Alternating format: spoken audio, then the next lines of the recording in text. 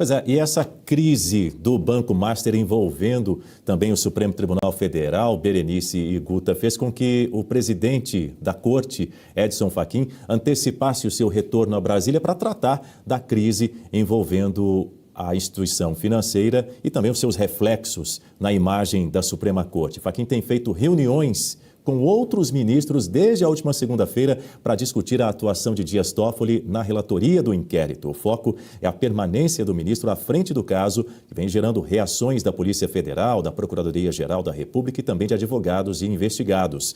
Nos bastidores, a avaliação é de que a saída de Toffoli da relatoria é tratada como consenso. No entanto, a apuração da Folha revela que, até o momento, Toffoli descarta abandonar a relatoria das investigações sobre as fraudes financeiras. A gente trouxe esse assunto ontem aqui no jornal, né, Berenice? O ministro afirmou que não existe razão para abdicar do processo, já que não se enquadra nas hipóteses de impedimento previstas em lei, nem tem qualquer motivo de foro íntimo para se declarar suspeito. Berenice. É claro que ele não vai assumir, né, que é suspeito e pedir para sair. Isso não é da índole do ministro Dias Toffoli, que em outros processos já tem um histórico de anular provas, né?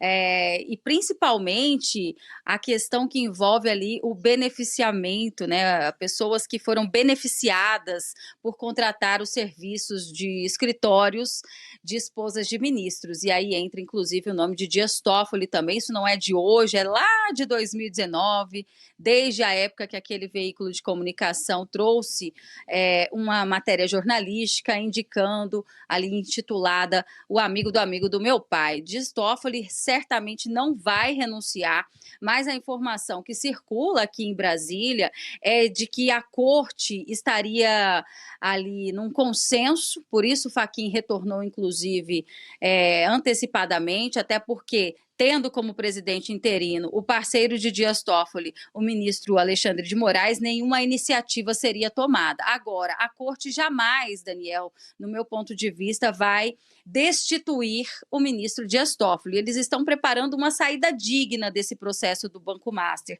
Talvez, inclusive, é cogitado a possibilidade dele pedir o afastamento por questões de saúde, né? Talvez uma cirurgia muito rápida que ele precise fazer, possibilidades. Mas o que deve acontecer é isso, um afastamento, mas com uma saída, digamos assim, que não seja pela porta dos fundos, daquele jeito que envergonha, até porque existe um corporativismo que predomina ali dentro do Supremo, né?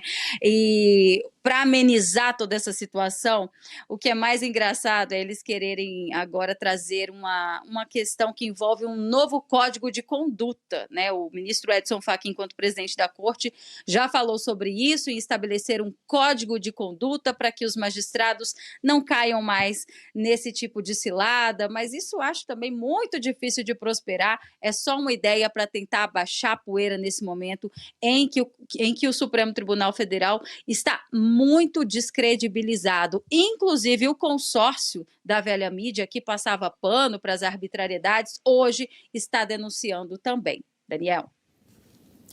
Pois é, Guta, nas últimas 2 semanas o Fachin procurou os ministros para poder falar sobre a necessidade de aprovação de um código de conduta para o Supremo, você deve se lembrar disso, e segundo os integrantes da Corte, o presidente já contabiliza 5 dos 10 votos a favor dessa proposta. As posições de Cristiano Zanin e de Flávio Dino ainda são desconhecidas. E aí Fachin viajou recentemente até São Luís, onde o Dino está com a família, para conversar também com o colega. Olha, Dani, eu não acho ruim uma proposta de um código de conduta, não que isso vá resolver os problemas, a gente sabe que o buraco é muito mais embaixo, mas tudo aquilo que vem para trazer um nível, qualquer nível de moralidade na ação do judiciário, na atuação do judiciário, eu acho válida. Você ter um parâmetro, porque veja, já existe a lei orgânica da magistratura, que existe ali uma série de requisitos de como que um juiz deve se portar, mas não entra em muitas questões específicas que acabaram ficando a cargo do CNJ. O CNJ tem uma série de resoluções que trata sobre a participação de juízes em eventos patrocinados. por empresas. Essas resoluções, elas não proíbem a participação, pelo contrário, elas autorizam e ainda dizem que essa participação ela tem um caráter docente. Então, por isso que não haveria problema. Só que a grande questão é que essas resoluções, elas aumentam muito a interpretação do que é um exercício da docência. Então, a participação de ministros nesse tipo de evento patrocinado por empresas não precisa ser necessariamente um evento acadêmico para que a participação do ministro seja autorizada, inclusive com os custos arcados por essas empresas que têm, muitas delas, causas nas cortes. Agora, existe um ponto aqui. O Supremo Tribunal Federal ele não se submete ao CNJ, que é um órgão que fiscaliza a atuação dos juízes, tem uma atuação fiscalizatória disciplinar. Então, o CNJ não atua em relação a ministros do Supremo, até porque o presidente do CNJ é o presidente do Supremo.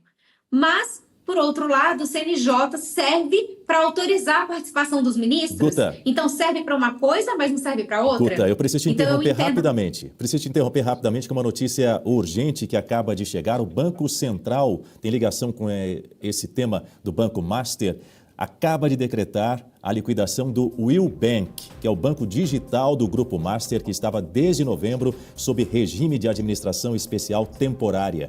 O Will Bank foi preservado quando o BC anunciou a liquidação do Banco Master em 18 de novembro, diante da avaliação de que, naquela época, havia investidores interessados em adquirir a instituição, o que acabou não se concretizando.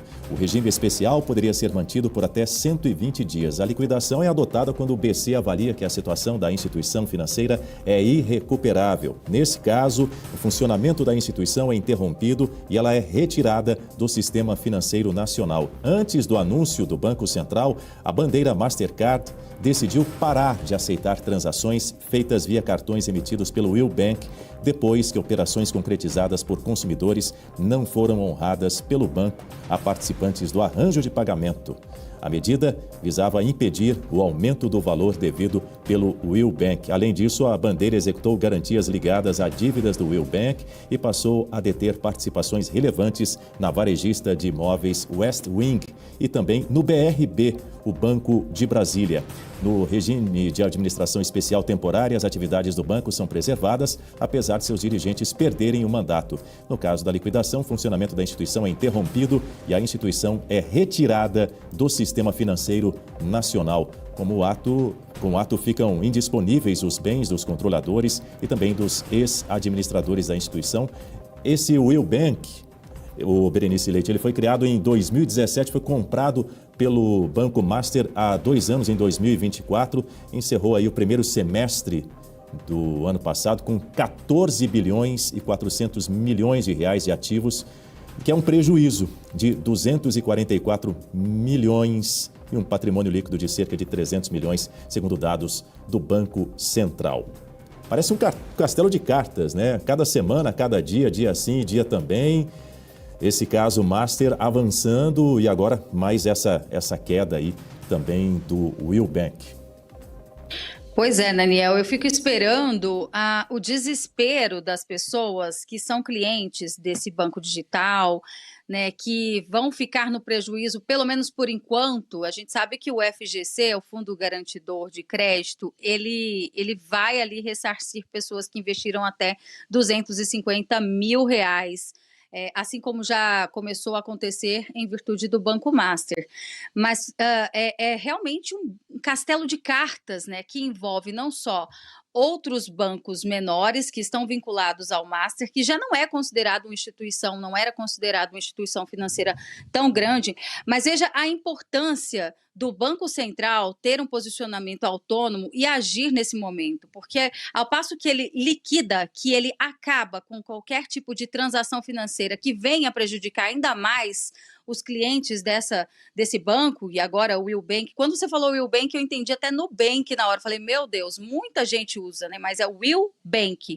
E assim, de toda forma, muita gente que investiu nesse momento está sendo prejudicado, e o Banco Central, de forma acertada, liquida e acaba com todo e qualquer tipo de parceiro dentro dessa...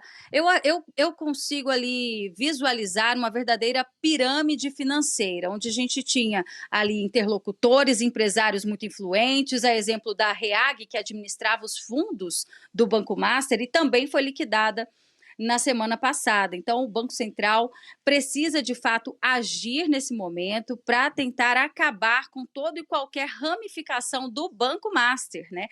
Nós agora tivemos a informação do Will Bank, informação que chega em primeira mão aqui para quem está nos assistindo, e a gente espera que o Tribunal de Contas da União não atrapalhe. Mais do que isso, né? A Polícia Federal também possa fazer o seu trabalho e investigar quem são os diretores do Will Bank, saber como todo esse processo aí influencia e impacta na vida das pessoas.